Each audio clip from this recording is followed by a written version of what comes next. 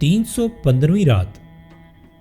جب 315ویں رات ہوئی تو شہرزاد نے بادشاہ شہریار سے کہا کہ اے میرے سلطان، اگر تو اجازت دے تو آج میں تجھے ابو عیسیٰ بن ہارون الرشید کے عشق اور علی بن ہشام کی دریادری کی ایک کہانی سناتی ہوں۔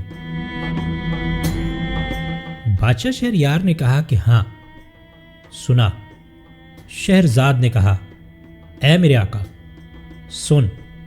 عمر بن مسعدہ روایت کرتا ہے کہ ابو عیسیٰ، جسے ہارون الرشید کا بیٹا اور مامون کا بھائی کہتے ہیں، علی بن ہشام کی ایک کنیز پر عاشق تھا جس کا نام قرۃ العین تھا، اور وہ بھی اس سے محبت کرتی تھی۔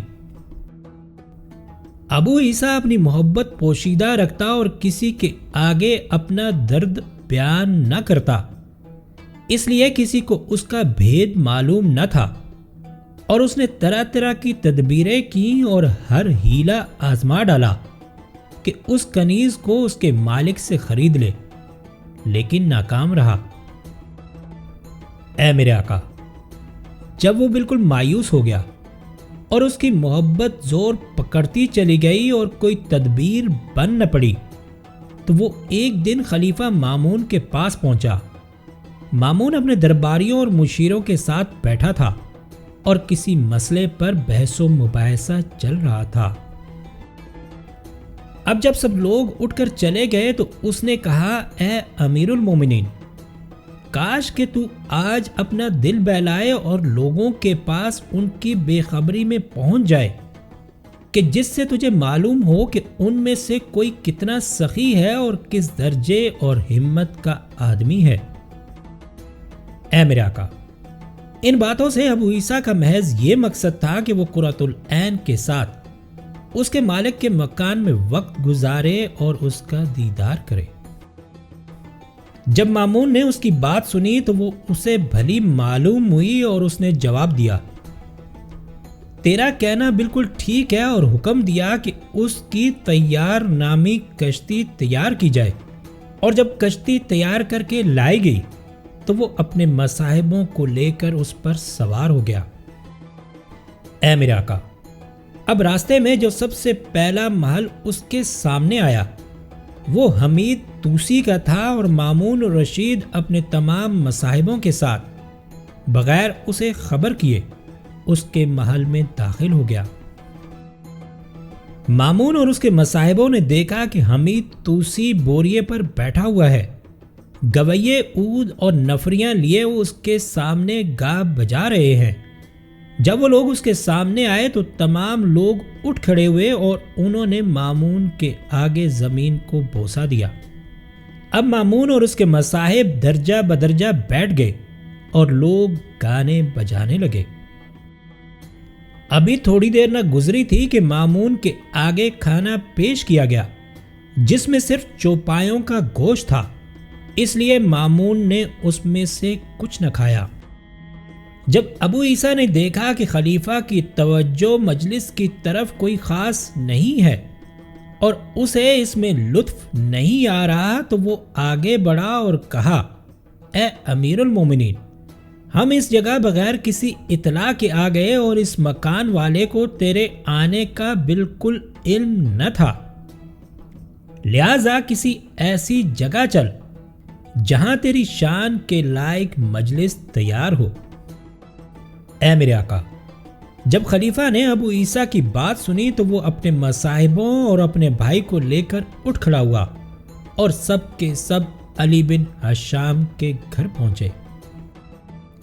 جب اسے ان کے آنے کی خبر ملی تو اس نے بہت عمدہ طریقے سے ان کا خیر مقدم کیا، خلیفہ کے آگے زمین کو بوسہ دیا اور ان کو لے کر اپنے محل کے اندر گیا۔ اب مامون کے لیے اس کے محل کا ایک کمرہ کھولا گیا جس سے زیادہ خوبصورت کسی کی نظر سے نہ گزرا ہوگا۔ اس کی زمین، ستون اور دیواریں طرح طرح کے مرمر کی تھی، ان پر رومی مینا کاری تھی اور سندھی قالینیں بچھی ہوئی تھی جن پر بصری فرش تھا۔ فرش کی لمبائی چوڑائی کمرے کے برابر تھی۔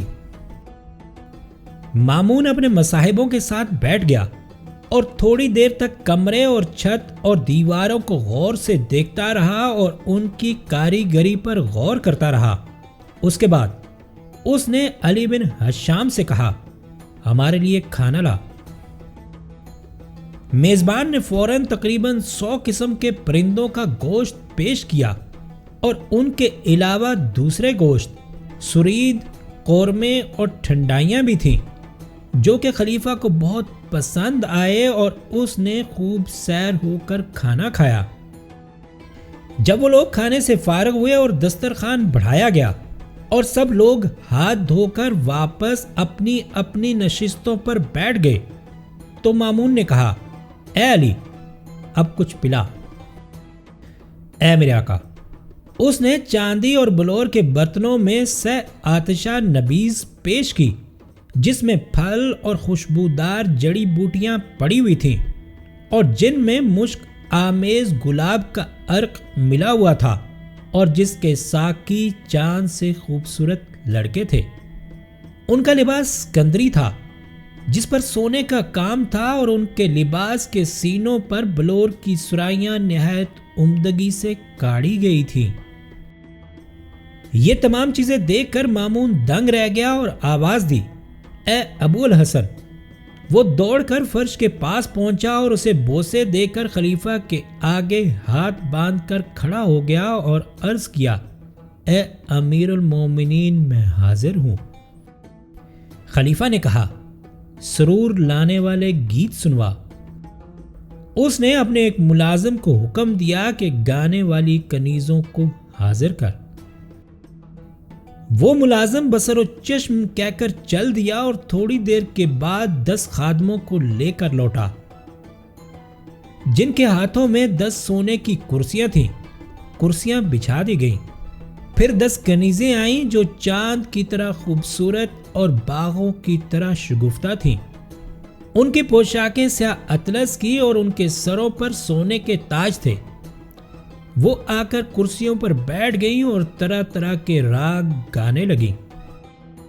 اب مامون نے ان کنیزوں میں سے ایک کنیز کی طرف دیکھا جو اسے پیاری معلوم ہوئی اور اس سے پوچھا، اے کنیز، تیرا نام کیا ہے؟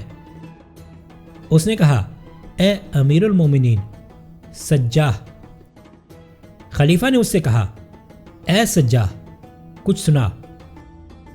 اب اس کنیز نے ایک ساز اٹھایا اور اس کے تار ٹھیک کر کے کئی راگ گا کر سنائے اور محفل پر وجد طاری کر دیا۔